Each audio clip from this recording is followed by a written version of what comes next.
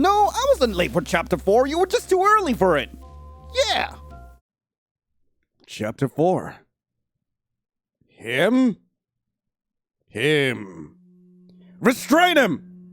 Don't let him escape! Hold him right there! There's a cacophony of voices as chaos bursts through the double doors of the church. Adam trips over his feet on a piece of raised carpet rolled through the center aisle of the pews in his frantic bid to escape the men hunting him down, the copper tang of blood flooding his mouth when he accidentally bites his own tongue. He flips onto his back, trying to kick at the hands wrapping around his ankles, jerking him forward and into their grasp. Tears sting at his eyes, but he forces them back as he puts up a fight while the men wrangle him into a standing position, pinning his arms behind his back in order to prevent him from lashing out further. "Let me go!" he screams as they cover his head with a burlap sack, fear entrenching him in the thick sludge that weighs him down. He's shaking so hard, his teeth chatter. But he has to remain strong. He has to. It's the first thing he was taught. If you lose to fear, it's all over before it even starts. "Let me go!" He tries kicking a leg out, but he's shoved back onto the ground when it's clear he's going to go willingly, and he's half drug in what feels like the opposite direction of the double doors. Adam stumbles up the stairs leading up to what he's sure is the altar. Dread crawls up his spine at the realization that they cornered him here like a trapped animal for a reason. But he doesn't understand. He's done nothing wrong, nothing to warrant this sort of treatment. So why? He grunts as he's twisted around and shoved into something hard that forces him to bow at the waist. What? A fist grabs the back of the burlap sack, covering his head before shoving his face into something cold that steals the breath from his lungs and robs him of thought as he gags. He can't breathe. He can't breathe. He tries bucking his captors off of him, choking on what he now realizes is water as it floods his lungs and stings his nostrils, his attempts at breaking free useless. Soft chanting begins above him. It starts slow before building, all of the men's voices united as one. Is it a hymn, a prayer, a curse, something else? He can't tell. The words are muffled as he silently screams into the water, bubbles rising around him as he expels precious air in a moment of fear and confusion.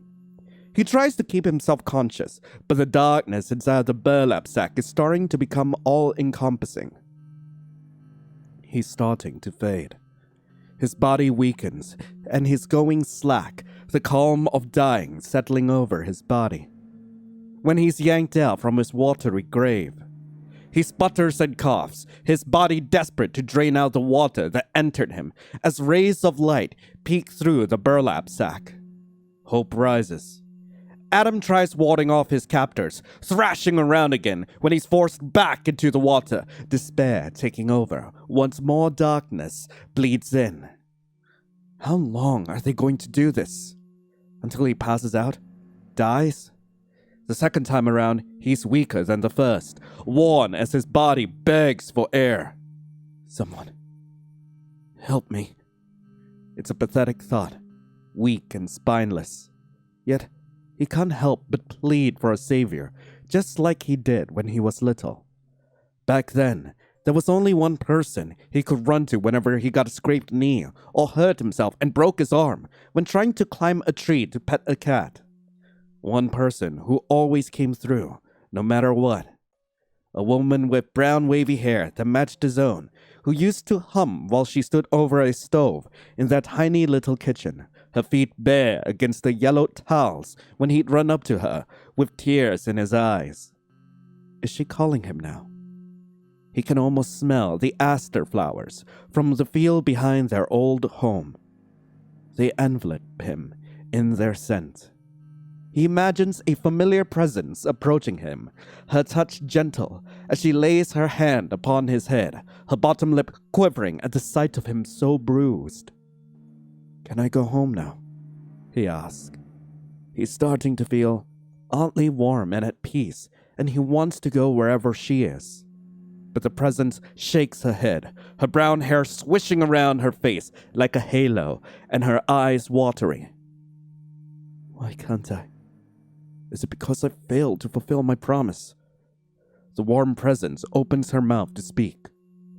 Right as he's dragged out of the water a second time, he sags into the arms of the men trying their best to kill him. Why? He croaks out, water gurgling from his lips. Why are you doing this? The men don't answer. Instead, a new voice chimes in, their footsteps echoing as they come into position on the opposite side of the altar, their shadow causing a shift in light through the burlap sack. Because, the newcomer says simply, this is one of the punishments for complete disobedience. Adam freezes at that. He recognizes the voice. He'd know it from anywhere. He tries calling out, begging for him to stop, because he gets it now. He understands. But before he can, he's submerged once more, the salt of his tears mixing with the water as his cries are lost beneath the surface, his voice stripped from him as he's held in place, and the world goes dark once more. He never pleads for her help again, because he knows she can't help him. Not anymore. Adam opens his eyes, half expecting to find himself in that position once again, only to find he's still sitting between the church's pews, with his arms crossed over his chest. Near the podium is where all the fun is taking place. A man who isn't Adam pleads for forgiveness as his face gets shoved into a basin full of ice-cold holy water. Adam keeps his expression neutral as the man struggles. It's not the torture that bothers him. He's damn well acquainted with waterboarding people. It's the message behind the torture that sinks like lead in his stomach. He wasn't called just for a meeting, but to see the results of what disobedience can lead to. A reminder for him not to stray. Adam's first experience with a cleansing was meant to deter him from acting out and betraying those he swore his loyalty to. Wait. Okay. So I had a hint that Adam was in a cult at the very beginning of this chapter, but now it's starting to... Adam's in a cult? Is that why he's killing people? The following ones were more reminders, just in case he forgot the first go-around. He came out of them alive. The same can't be said for the man with his head still locked in the basin. There's no chanting, no prayer, nothing for the man who's going to die because he went against the oath. The man gets pulled up again by the scruff of his neck, gurgling noises elicited from his throat as he strains to speak, water staining the front of his white button-up. Adam guesses he's some sort of government official who got too fucking cocky and assumed his connections will keep him safe. The man clearly underestimated his will. But how many people are under his oath? My family! He shouts, no doubt in a last-ditch effort to save his tail after learning threats of his own connections didn't work. They won't survive without me! At least let me see them! He's dunked back under, his words cut off as he's held under. It's easy to figure out what his final request is. They always want to see their family before they're killed, some trying to use the tactic in order to gain mercy from their would-be murder. Adam knows because he's heard the same damn line more times than he can count. He recognizes every plea, speech, and demand they can drum up just from the first syllable alone. And yet, Adam never saw you coming. Drumming his fingers along the base of his thigh, Adam checks his phone on reflex for news about your current condition. Nothing from Saffron. Adam sneers as he shoves the phone back into his pocket, scowling as he leans back in his seat. Of course not. Saffron said the surgery went well, and you were recovering from it, but you haven't woken up yet. The reason you passed out in the first place was due to you going into hypovolemic shock from your aunt who shot you with the .22 caliber handgun she kept lying around. Saffron then tried going into explanations about your x-ray and other medical-related jargon that Adam didn't give two shits about, to which he finally had to interrupt him and demand to know if you're going to live or not. Saffron never gave him a direct answer. Fucking useless, Adam mutters. At the very least, Saffron better tell him whether or not you keeled over. He deserves to know that much. Glancing back up towards the robed men, he sees that they're now carrying the dead corpse of the man they were drowning to the steps of the dais, like pallbearers would when lifting a coffin at the end of a funeral. He watches as foam drips from the man's lips. His empty gaze remains trained above them, and Adam looks up to find a mosaic depicting the exact moment when his namesake accepted the fruit from the tree of knowledge. What a fucking annoying reminder. He looks down sharply, his jaw ticking in annoyance. Another message? Or a coincidence? Adam could not tell, as there are rarely coincidences whenever he's involved. He learned that lesson a long time ago. As soon as the double doors shut behind the group of robed men, Adam pulls himself up from the pews and heads towards the confessional booth. He closes the wooden door behind him before he takes a seat on the wooden bench, settling back against the wall, waiting about 10 to 15 minutes until he hears a distinct click on the other side. And what is with the bright light? Another minute passes before the center window opens to reveal wire meshing and a blinding white light. Adam looks away from the eye strain. Saffron told me you called him. Said you wanted to see me. Now, Adam, that's not how we conduct ourselves here. You know as well as I do what a confessional booth is for. Adam's eyes cut towards the window before regret sets in and he's forced to look away. How much does he know? What are you implying? There's a soft, almost amicable chuckle from the other side. I am not implying anything, my child, but surely there is something you'd like to share. After all, the light glows brighter through the window, and Adam flinches at the sudden assault on his retinas. He's forced to look away. You never told me you were injured, so imagine my surprise when I found out through the tabloids that you'd gotten hurt on a hike and never said a word about it to me, but deigned to tell the rest of the world through an interview. Why would you keep something like that from me? I thought we were always honest with each other, Adam. Adam doesn't react right away. He already saw this coming from a mile away the moment Saffron informed him that he called, wishing to speak with Adam one-on-one. He needs to keep his answers vague enough to avoid outright lying, but not so much that he raises suspicion. Adam keeps his voice level as he responds. I wasn't keeping it from you. I got busy, that's all. You know how I am when it comes to work. And what about the truth of that injury? I know you didn't get it from a simple stroll in the mountain. Here comes the annoying part. My last target got lucky. They got one strike in, but they've been handled. It won't happen again. Silence. Adam's eyes skirt towards the light on the other side of the confessional, noticing that it flickers every few minutes. There's no visible sign of someone on the other side of the booth, but his presence is usually easy to feel, especially when it comes to the shift in his moods, like the air itself is changing. Right now, though, Adam can't feel anything. And that, in and of itself, fills Adam with an overwhelming sense of dread as the silence stretches, drawn out further by Adam refusing to break down and admit to all of his sins. Adam knows what he's waiting for him to crack under the pressure and share the things he might have not found out otherwise. But if he does, he loses the one possible lead he has. You. So Adam bites his lips so hard, he tastes the tang of blood on his tongue. When it's clear Adam refuses to budge, there's a soft tap, tap, tap, coming from the other side of the confessional booth. The rhythm reminds Adam of dripping water, and he's reminded of the cleansing he witnessed earlier, of the water trickling from the dead man's parted lips as he stared up into the void that comes with death as the robed men carried him off. Adam swallows hard, his breath coming quicker. He's shaking so hard, He's almost certain he can sense Adam's building dread and looming guilt. Still, Adam keeps quiet.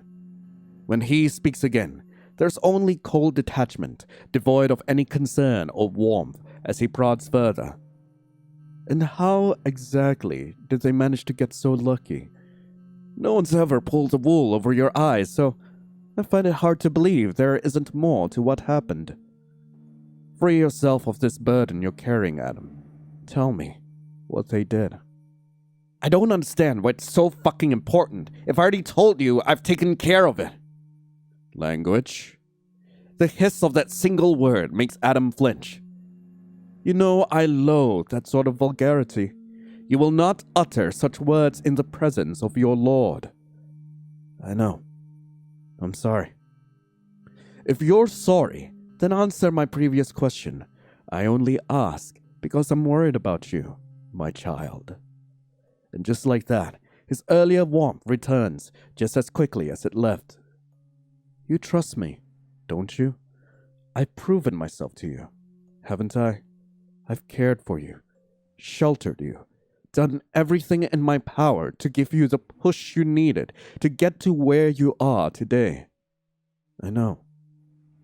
I didn't have to.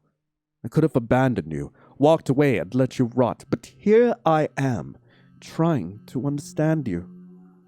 Let me understand you, Adam.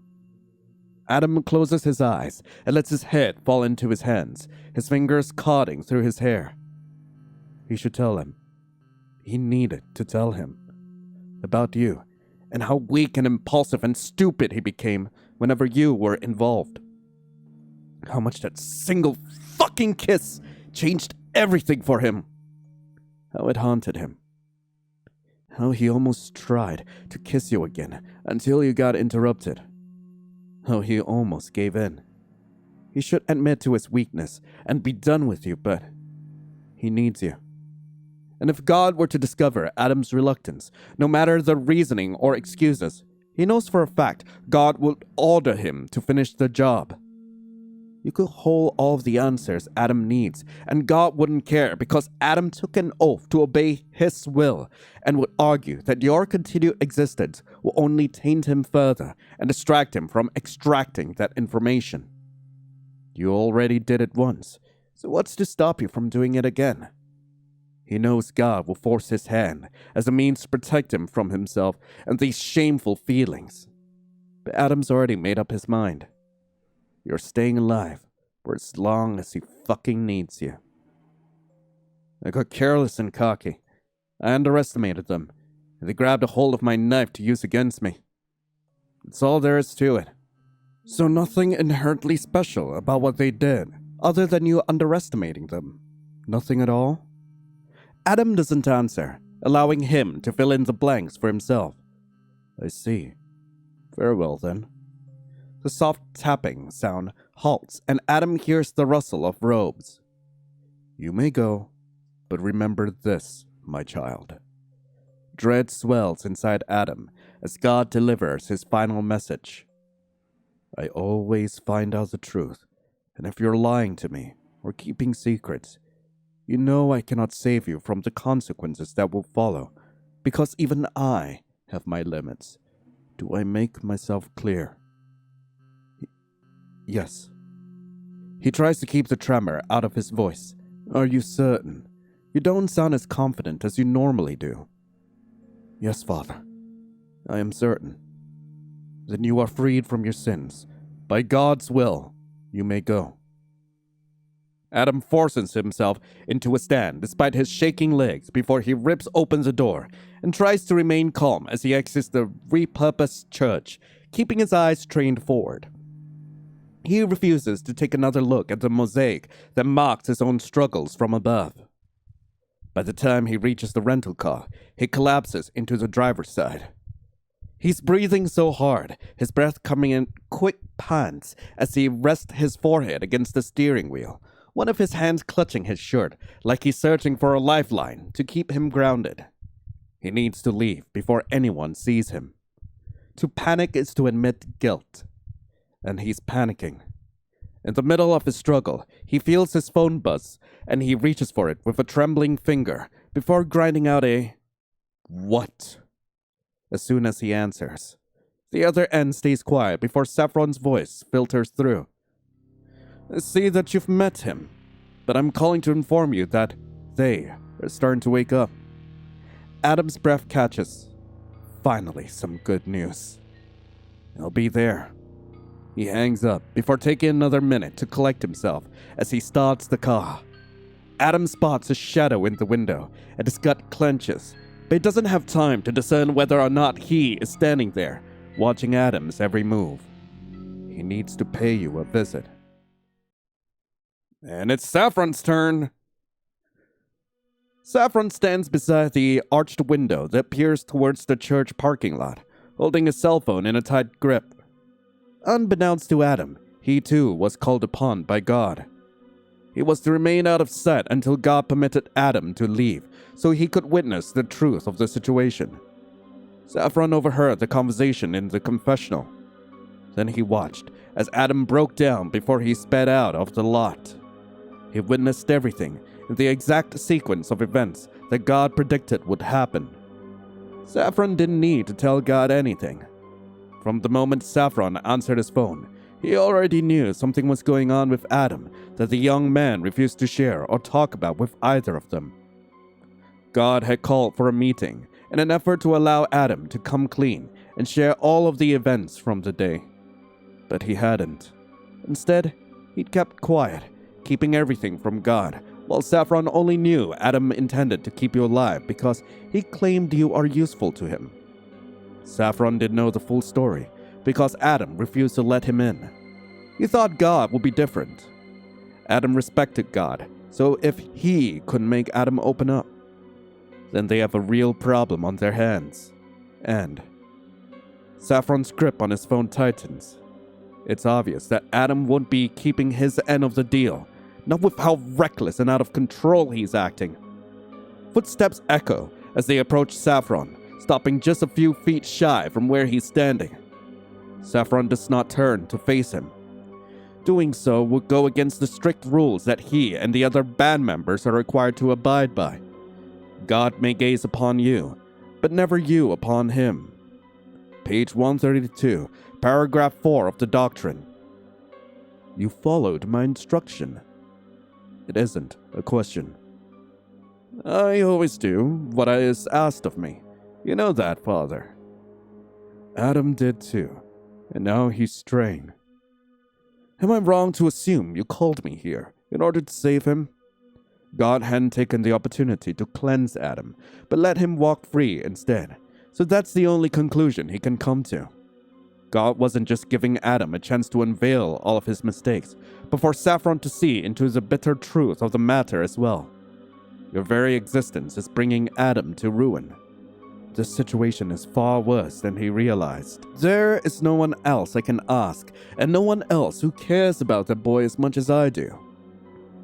And what will you have me do? He asks, as he looks down at his phone, from where he received word that you were awake. You know my expectations. Save him, but remain discreet in how you go about it. That's all I ask. Saffron hears the retreating of footsteps and the closing of a door. He no longer feels God's presence, but the will of his words linger. And Saffron must obey his will, or Adam truly will fall. Oh, okay. Dang. Absolutely sucks! One moment you're trying to maim your stalker / would-be killer, and the next, you're getting shot by your aunt and falling into aforementioned stalker's arms. Of all the faces you had to witness while keeling over, it was his? Oh, hi, Adam. What's even worse is that you're now staring at the very same man. You watch as he carves into an apple. A shiny red strip of skin hangs from the flesh before he plucks it off and places the now peeled apple on the table beside him before grabbing another. He hasn't noticed you observing him, so you take the opportunity to look around. The room you find yourself in seems devoid of color. There's nothing but plain white walls and flooring, while the room itself reeks of blood and disinfectant, which is likely the reason for your pulsing headache. You glance back at Adam, the only splash of color around. He's a giant purple grape in an otherwise empty fruit bowl. If only you could squish him like one. So it's on now that you're giving him a closer look. Why does the air around him seem so... You squint and try concentrating to figure out what exactly seems so off about him. You withhold a gasp as a sharp pain sears through your head. You clutch your face with a wince. You feel like someone just swung an axe down into your skull, the pain zipping all the way down the length of your spine to the tips of your toes. To your relief, the pain doesn't last long. Almost as soon as it appears, it dissipates, like you never experienced the feeling at all. Okay, that hurt. When you peer up again, Adam's back to normal. Whatever you saw must have been a trick of the light. Brushing off the odd experience, you choose to focus on something that doesn't strain your vision, which turns out to be Adam and his presence. Did you die? Are you hallucinating? Or are you asleep? You sigh at the thought and nestle deeper into your pillows. Not Adam being my sleep paralysis demon. Or wait, no, if I'm dead, then... You try mulling over this while rolling onto your side, but get caught up by a bunch of tubes hooked into your skin, making the transition impossible. What the? As you lift your arm to examine the IV injected into the inside of your elbow, you hear a harsh thunk come from Adam's direction. His fingers are curled around the hilt of the knife, from where he just embedded it into the table, and he smirks at you. You can't help but roll your eyes at the display. Yes, Adam, you know how to stab things. Good for you! Everyone knows how intimidating you are! The words that follow are even worse. About time you joined the living. It's getting tired of waiting, Adam says, and hauls himself back to his feet. A smooth movement despite how exhausted he appears, dark circles smudging beneath his darkened eyes that flash red with malice. Did his injuries keep him up at night?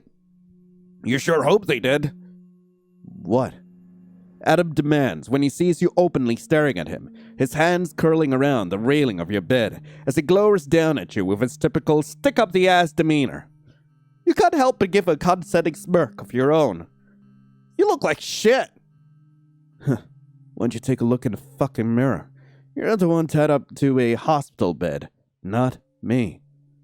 Unlike you, pretty boy, I don't have to worry about saving face for a bunch of fans. Too bad they can't see you now. Oh, don't fucking call me that. What? Pretty boy? Why? Because the only good thing about you is your face, because it sure as hell isn't your personality. That needs major adjustments. Yeah, I'm sure being behind bars would fix that. Better yet, the death penalty, considering how many people you've probably killed. You never know when to shut up, do you? I think I preferred you comatose. Wow, great bedside manners you have there. Did you run around chewing out elderly patients to get your kicks when you couldn't get them from me? Or at least you have to assume there's other patients floating around considering the room you're tucked in? It's got ER written all over it. A vein throbs at Adam's temple over your comment. What? Did I hit a sore spot? You quirk your brow in challenge, and Adam jabs a finger in your direction. I saved your ass by bringing you here, but it's clear I should have let you bleed out on the trailer floor. You should be grateful, you little devil. You're still alive because of me. Oh, so you can give nicknames, but I can't? Why am I not surprised by the hypocrisy? Speaking of which, I wouldn't even be in this position if it wasn't for you. You stabbed me and hunted me down. So tell me, what am I exactly thanking you for? Go on. I want to know how your egotistical brain justifies this. You're in this hospital because your aunt shot you, not me. And why did she shoot me? Oh yeah, she was aiming for you!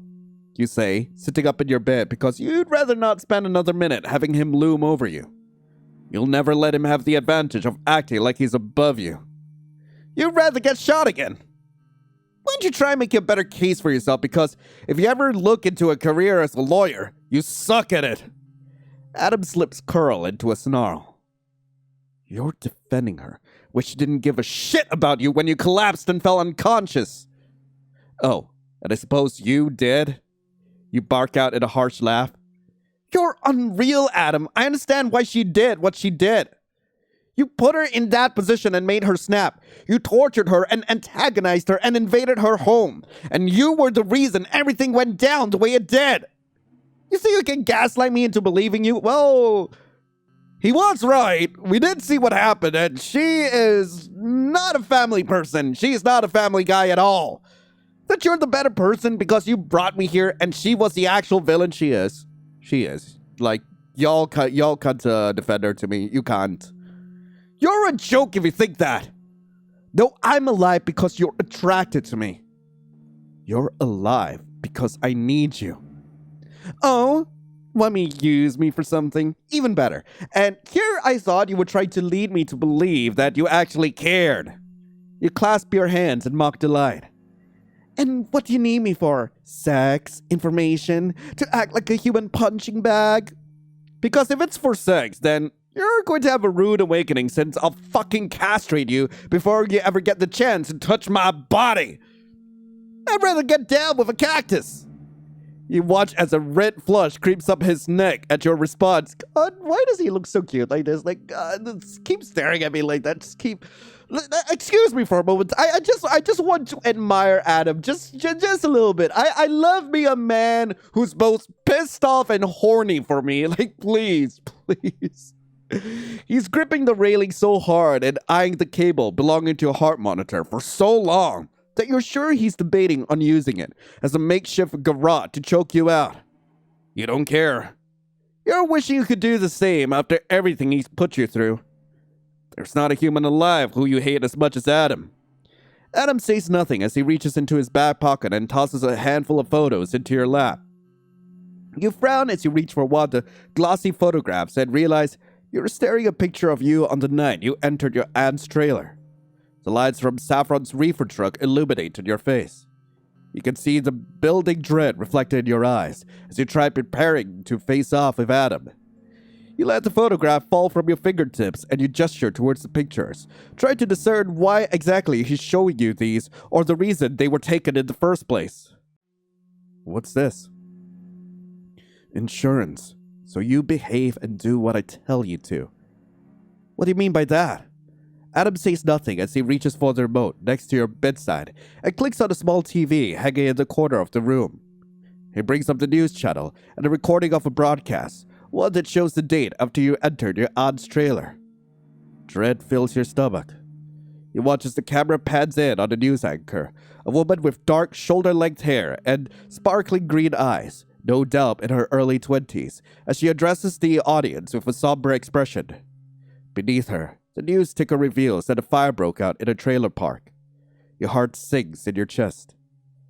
Our leading story today takes place in Blue Acres, a trailer park located on the outskirts of Park Bend, Arizona, where a fire broke out in the middle of the night. Sources say that the fire started through an unknown means. We have Pamela currently on the scene. There is a moment of transition where another news anchor stands at the entrance of the trailer park. A worn-down welcome sign stands at her left. The woman herself wears a somber expression. This is Pamela coming to you live from just outside of Blue Acres.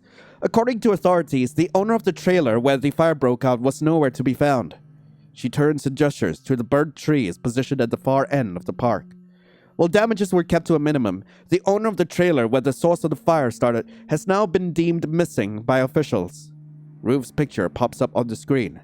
Her age, name, and general information like her height and weight are listed.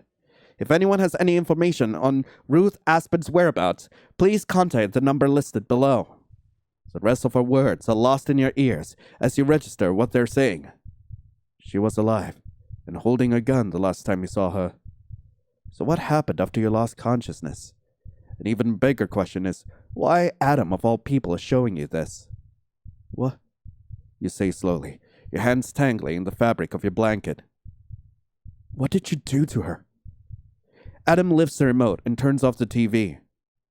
What do you think I did? And when you see that smirk on his face, you know he must have killed her. While you were passed out, He killed her, then set the place ablaze before bringing you here. He wanted you to know she was dead. You bastard. You're springing out of your bed, the ivy's tearing out of your arm as you grip Adam by the front of his shirt. The photos drift to the floor amidst the chaos. You killed her! You killed my aunt! You try shoving him backwards, but he remains firmly in place. Rage makes you see red, and you're reaching behind you in search of anything you can throw at him, and find a small vase fitted with a fake potted plant. You chuck the ceramic at his head with all of your pent-up rage, wanting to ruin him for what he's done. Adam dodges the attack with ease. The vase shatters against the wall, and Adam watches you with blatant detachment as you storm up to him and beat on his chest. You try tearing into him, wanting him to feel just as much anguish as your aunt probably felt in the final moments, wanting to convey how awful it must have been, but unable to. She's dead. She's really dead. All because you were trying to find a place to hide, but you wound up dragging her into this entire mess. And now she's gone. Well, to be fair, she dragged you into this whole mess in the first place. She made the mess much worse. She shot you! There's not 1 ounce of regret on this man's face over it. I have no regrets whatsoever! She had nothing to do with this! You killed her! You ignore the strain of your injuries, and your body cries of complaint as you rampage onto the man who feels the need to destroy everything in his path. Your rage is white hot. It almost drowns out the guilt eating away at you. The knowledge that your presence brought on her death. It doesn't matter whether she was a good or a bad person. Awful, by the way. What matters is that you involved her in your ongoing feud with Adam, and she died as a result. You wouldn't have even been in this position if it weren't for her! You wanted me, so why the fuck did you have to take her life instead? Hands circle your wrists as Adam restrains you and holds your balled-up fists away from his body, restricting your movement like a set of manacles. He tips his head up. She did what no one should ever do, he says as he leans closer to you, his voice dipping to that dangerous octave you know so well by now. She got in my way. I'll make you pay for what you've done. Maybe I can't kill you, but I'll certainly do my best to make your life an absolute living nightmare. You know why, Adam? Because I know your one true weakness, and I'm going to do everything in my power to use it against you. The word sparks something behind the darkened depths of those eyes. I wouldn't expect anything less from a little fucking devil. You tear your wrist from Adam's grasp, pitting him with a glare that doesn't even begin to describe the hatred you feel for him. He's making you into the worst possible version of yourself. Never in your wildest dreams did you want someone to suffer so badly. But Adam, you gladly watch this man get what's coming to him. As you take another step back, eyes roaming around the room for another projectile, your foot makes contact with something glossy. The photos. You peer down at them. Let me take a wild guess. These are for blackmailing me, right? Proof that I was the last one in the place of a potential crime? Adam smirks. As I said, they're insurance. You refuse to cooperate, and those pictures will get leaked to law enforcement. It's as simple as that. What about your traces of DNA? Adam looks at his nails, unimpressed by your attempts to ruffle him. He answers your question with a response that pretty much confirms your earlier suspicions. I have people in high places.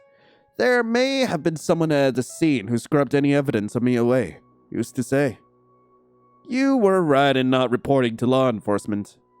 You doubt they would have been any actual help, and you can only imagine how much worse your fate would have been. They probably would have tried to pin you with some ludicrous stalking charge and attempted murder as soon as you stepped through the damn door.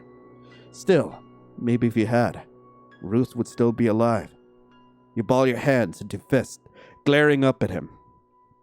And if I don't care? Then we go with the second option. He closes the gap between you two, his large frame eating up your entire field of vision until he's all you can see. It's like he wants to consume your entire world, leaving just himself at the center of your focus so that no one else can take your attention away. Which sounds about right for this obsessive asshole.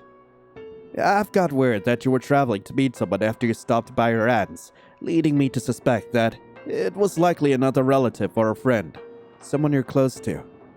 There's not a lot of records about your aunt, considering she was desperate to hide herself.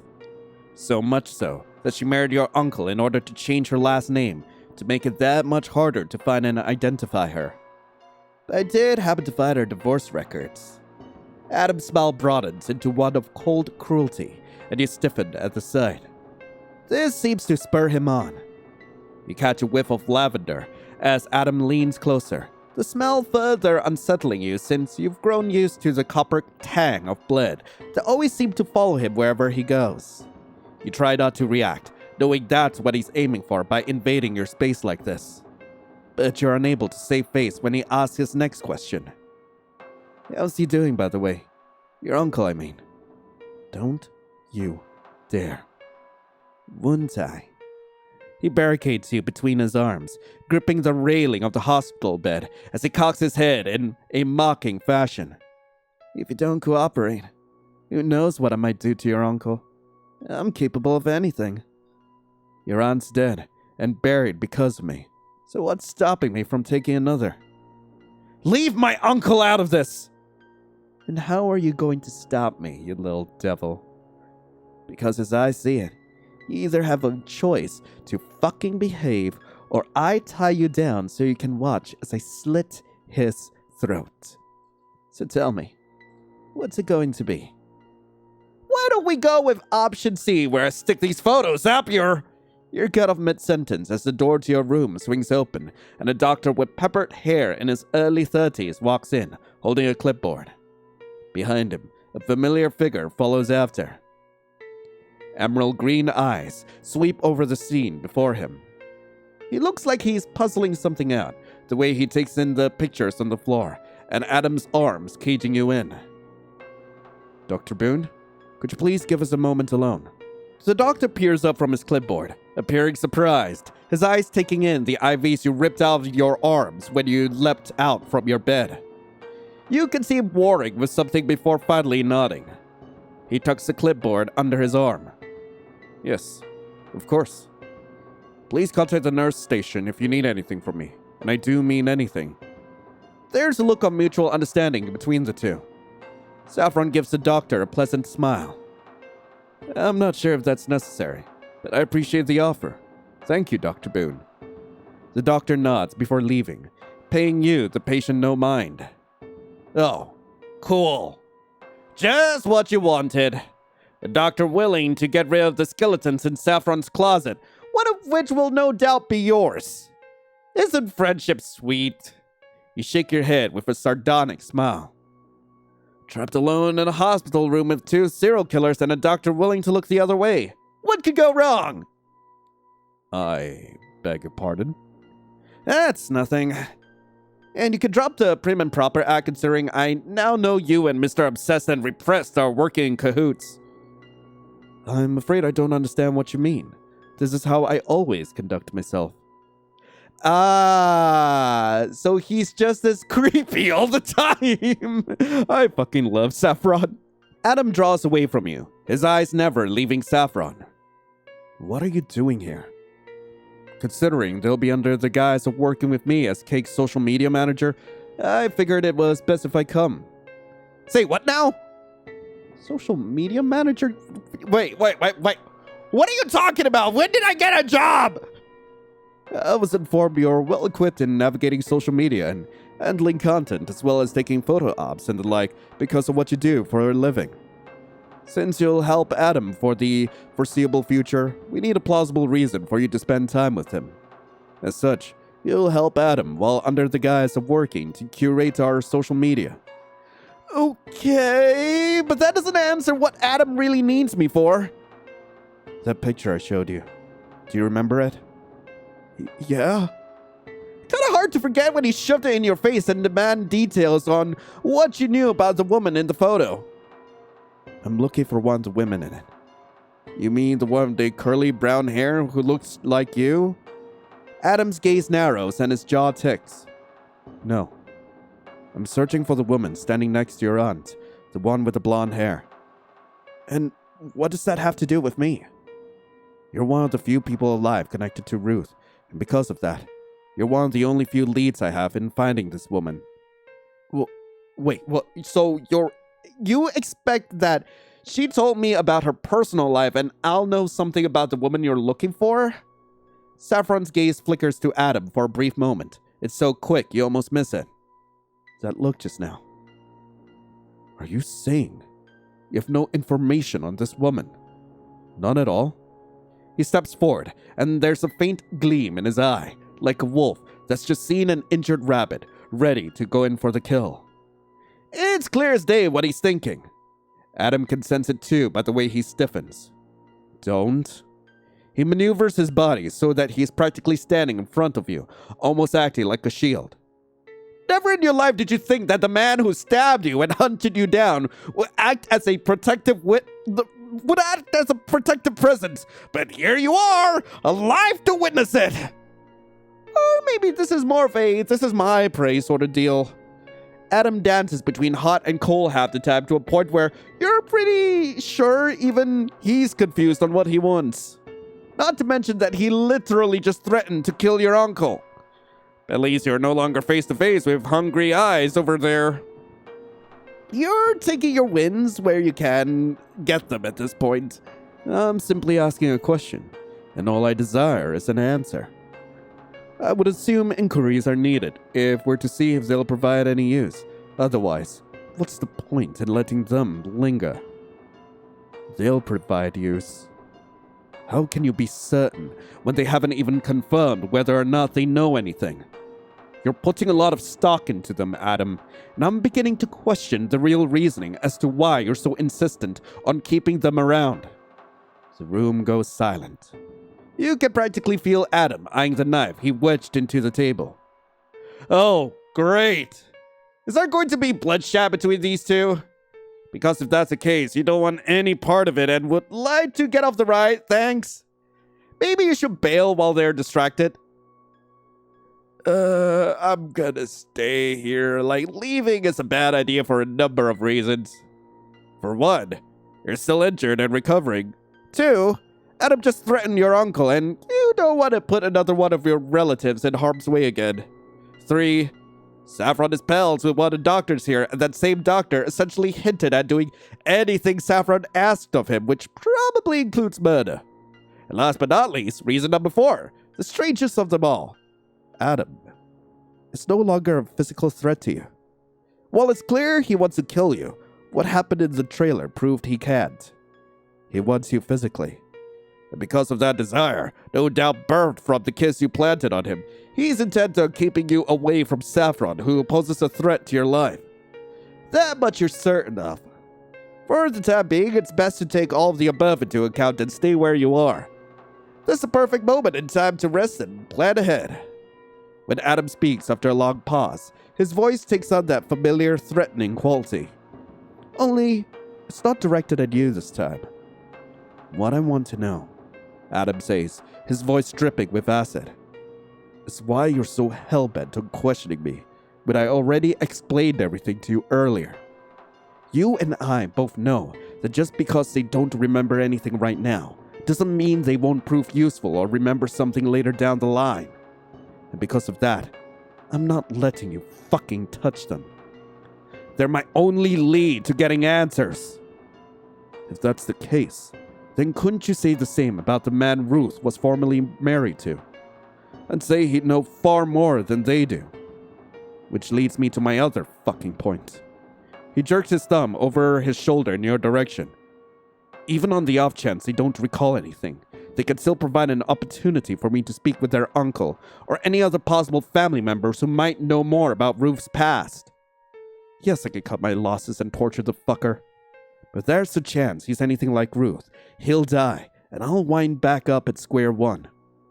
If I go about it this way, there's less of a chance for me to lose the lead I already have, and can utilize them as a means of getting their family to open up about what they know. You, of all people, should know how important connections are. So there. Is that a good enough fucking reason as to why I'm keeping them alive? Or are you going to ask me more stupid fucking questions?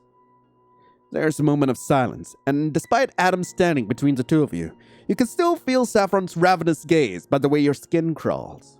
Your suspicions are confirmed when you peer around Adam and are greeted by emerald green eyes staring straight at you. You resist the urge to curl your lips in repulsion. Saffron's look at you like a piece of decadent cake placed on a shelf that's just out of reach. You know some people think you're a snack, but Saffron's taking it a little too far.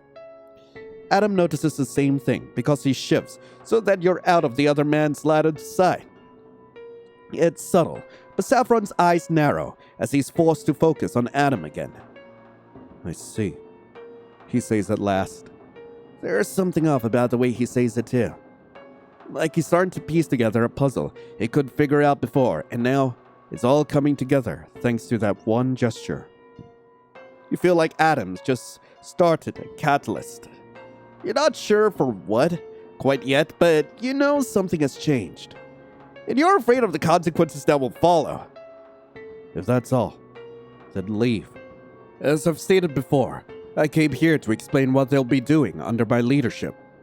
And where in that sentence, Adam says, as he eats up the distance between him and Saffron in 3 quick strides, did I ask? I was making a statement, a command, not a request. Leave now. Saffron sighs, like he's dealing with a teenager demanding his father get out of his room, rather than someone who could potentially murder him. Very well. But Adam... He doesn't wait for the singer to respond, as he clamps a hand down on his shoulder. I think you're forgetting one very important detail, and I think it's best I remind you of that now before you forget. Why is he staring at me like that? No, Saffron. Why are you biting your lip? No. His next words are muted as he whispers something in Adam's ear. Whatever he's saying makes Adam go rigid. His hands ball into fists, and the veins in his arms pop out as he restrains himself, no doubt itching to lash out in the most violent way possible. You're surprised he doesn't. And while you can't make out what Saffron's saying, you're sure it's got something to do with you by the way Saffron refuses to break eye contact. You want to look away, but then Saffron's lips begin to tug at the corners, and a slow, eerie smile begins to split his face apart. You forget how to breathe. The entire world stills, and you feel like you just hopped onto the set of some horror movie. You get the insane urge to grab the metal chair Adam was sitting in earlier and beat the ever-loving shit out of Saffron with it until he crumples to the floor. You don't care if your stitches break in the process. This evil needs to go. You've seen enough horror movies to know how this ends. You've got to exercise this guy real quick, unless you want your decapitated head acting as a centerpiece for a tablespread made from your severed limbs. You'll need to wait until a later date, though. You've got other things to prioritize, like ensuring your uncle's safety. Then you can take care of the big bad. Not today, Cannibal Lecter. Not today. Saffron seems to acknowledge this as well because he draws away from Adam, his sinister smile replaced by his usual polite disposition. Now, if you'll excuse me, I have other matters to attend to. Please take care. Adam remains quiet as Saffron brushes past him. He doesn't even react when the door closes behind his manager with a soft click, leaving the two of you alone. He's so still, you wonder if he's still breathing. This might get me killed, but, yeah, I feel like he needs a little bit of prodding, a little bit of poking. He needs a little something to wake him up. You've got to. Because at least you know what you're in for when he's annoyed. Why, yes, Adam, that floor is looking very floored today. Lo and behold, the comment works. Adam lifts his head, his eyebrows furrowing into an angry V. Do you ever shut the fuck up? Ha ha! There's the asshole we all know and would like to run over with a truck. Are you done brooding over your little short ASMR session with Saffron, or are you going to stop standing there? Because I would like to take a nap if you don't mind. There's nothing stopping you from sleeping. Oh yes, because I can totally sleep knowing there's a stab-happy man in the same room as me. You give him a pointed look. Adam's jaw ticks. I'm not leaving this room. Well then, sit down so I don't feel like Nosferatu is looming over me. I'm not a vampire. Oh, but you look it. The inverted cross, your dark purple aesthetic, and let's not forget your gloomy, nobody understands me attitude. Really reads like you were ripped out of some shitty Breaking Bad fanfic. You yawn as you slip back into your bed, leaning back against the swath of pillows, and the strain of your body finally registering. Jeez. Shot and then stabbed within days of each other. It's a wonder how you survived everything. Either way, at least you can rest in an actual bed now instead of the front seat of your car. Despite your claims about struggling with sleep with Adam in the same room, you're close to passing out when the singer speaks. Hey. You groan, not even bothering to open your eyes. Oh, what now? Didn't I make it clear that I'm trying to sleep? Just listen. It's important. Adam pauses, and you hear the sound of him picking something up. Whatever you do, don't let yourself get caught in a situation where you're alone with Saffron. Understand? His words are harsh, but there's something else too. If you were dumber, you'd mistake it for genuine worry. But this is Adam you're talking about. You crack open an eyelid and discover he's resumed peeling the apple he started in on earlier. Do I look like I have a death wish?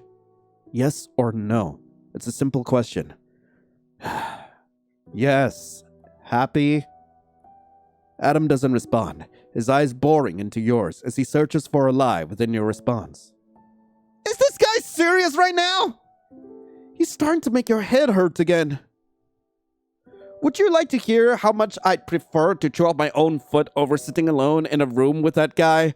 Or do you really think I'm that stupid? You tell me. I just did. Well, I'm just fucking asking because...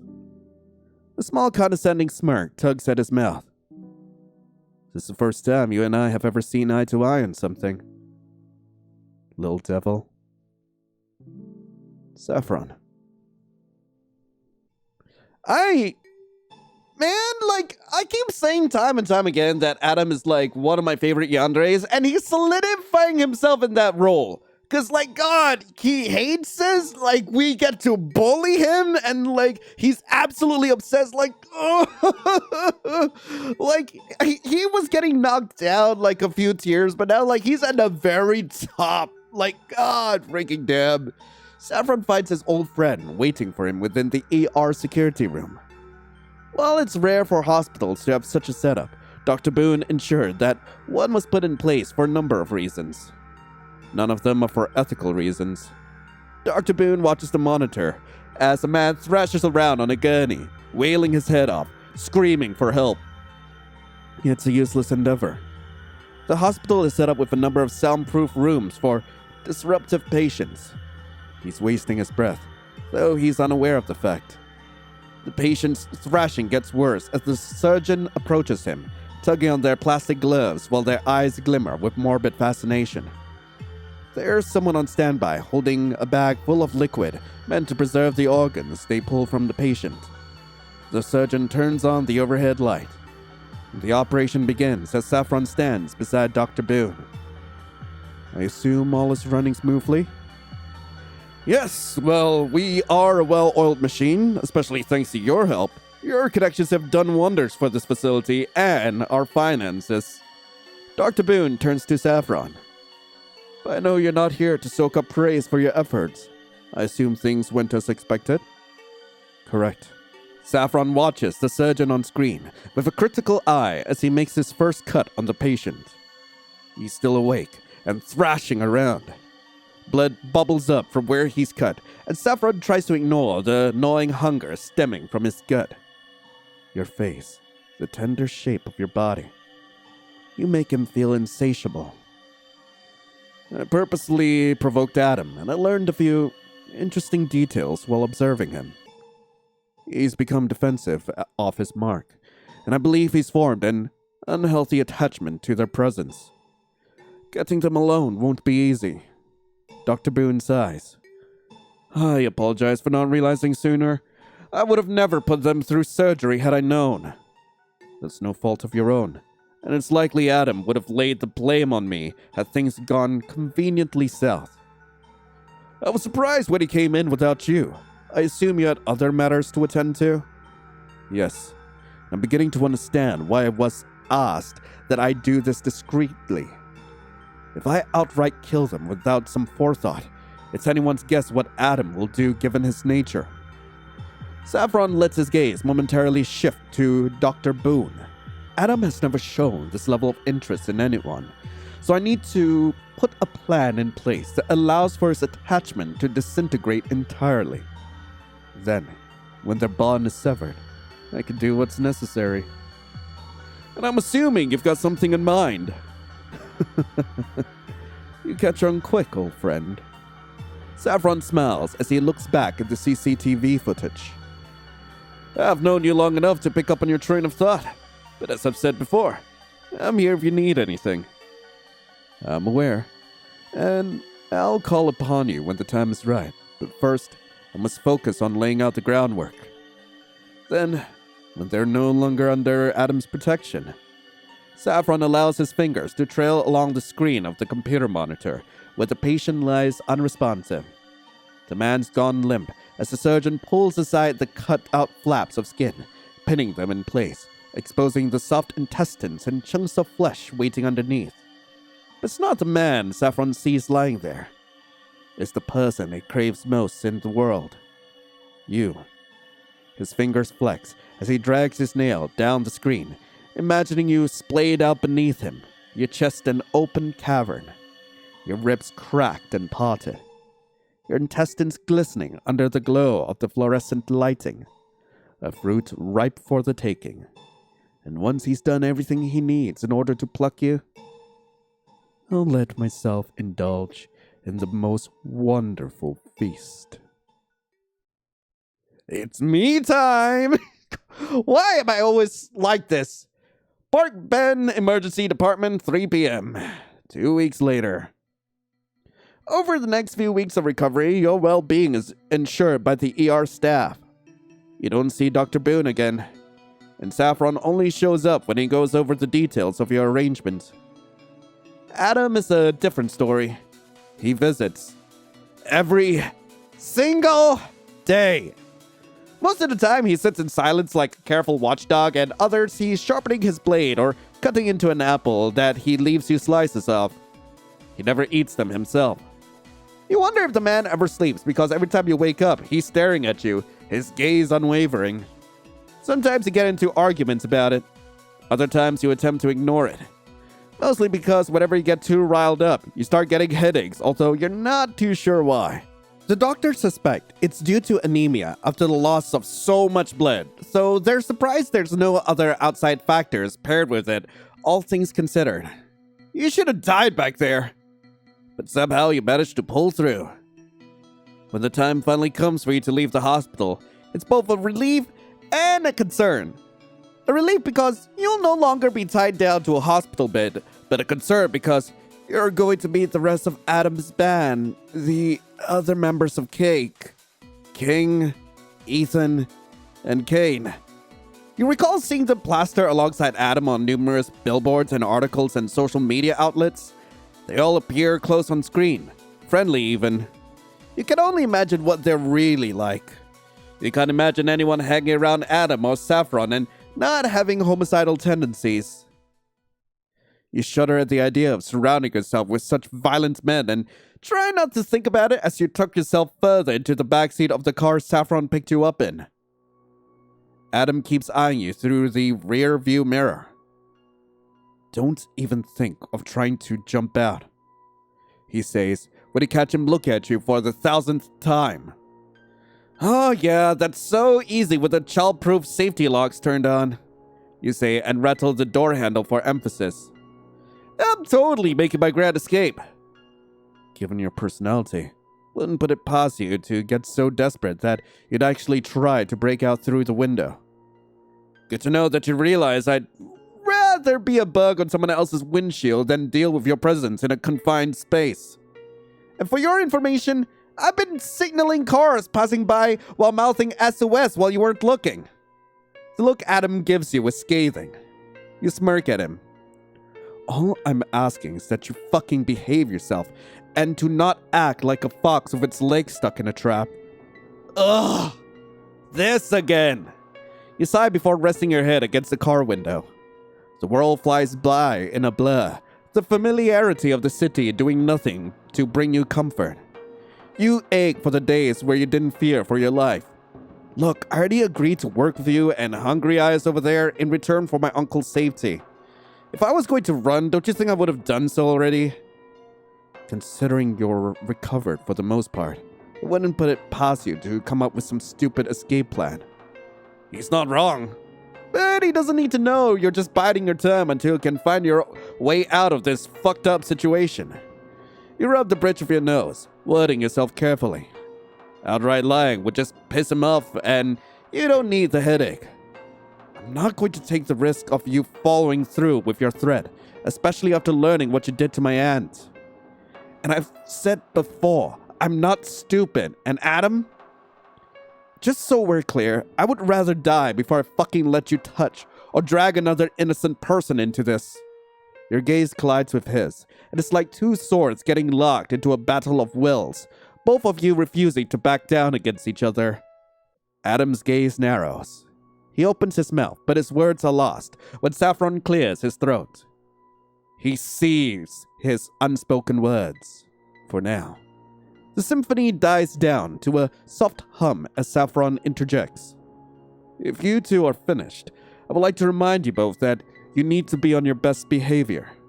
I've received word that there's a slew of paparazzi waiting for us outside the hotel, and would rather prefer to keep them from witnessing an argument between you two. What, you wouldn't pay them off? I would prefer not to, so I will if my hand is forced. But if that happens, I'm holding you accountable, and I do not care if Adam needs you. You intentionally messing up his image is not something I will tolerate. Okay, I get it. I already said that I would behave myself. I was just curious. You turn your attention back to the window, and it's at that moment you realize you've reached the hotel. As Saffron said, there's a number of paparazzi on standby. Flashes of camera go off and you blink, trying to clear out the stars from your eyes. You hear people screaming Adam's first name, his last name. It's a wonder your eardrums don't burst. Fucking nuisances. Adam mutters as Saffron pulls the car into the parking lot. Stay by my side, Saffron says, killing the engine as he speaks to you. Do not walk beside Adam. Keep your head down and do not speak to anyone. We will follow behind Adam at the rear, and we'll keep that formation until we step inside the hotel and have reached our rooms. You can sort of guess why Saffron's giving you these instructions. If anyone sees you and Adam side by side, they might get the wrong idea and suspect you're not on his team, but his love. They're walking next to me. Hey, yo! Adam, if I allow that, then deal. Pay the paparazzi off. I don't care what you have to do. They stay with me. Saffron's hands grip the steering wheel.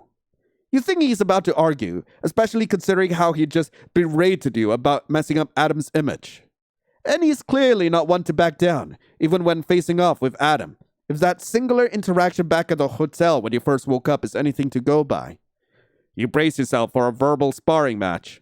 But to your surprise, Saffron relaxes his shoulders. As you wish, he says, before he turns off the child-proof safety locks. Your mouth almost drops. The hell?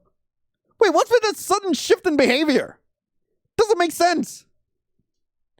You don't get much time to think about it as you're forced to step out of the car in order to catch up with them and are immediately bombarded with flashes of light and shouting.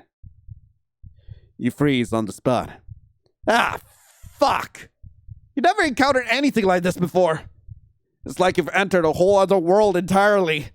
A hand touches your shoulder, and you find Adam smiling down at you, his stage persona on and firmly in place. You almost snort by how ridiculous this feels. Well, beside me so you don't get lost, okay? He says, and then starts guiding you behind two security guards who part the way for your small party. Mr. Gordon, who's that standing beside you? Mr. Gordon, is that your lover? Mr. Gordon, when will your tour resume? Mr. Gordon, is it true that you won Sexiest Man of the Year? Mr. Gordon! The shouts are coming from all around you. You want to cover your ears and distance yourself from the chaos, your body humming with major discomfort, but you force yourself to keep walking. They're so loud that they're pulling in onlookers who lose their shit once they take notice of Adam. Arms stretch out, fingers grab at open air, flashes keep going off.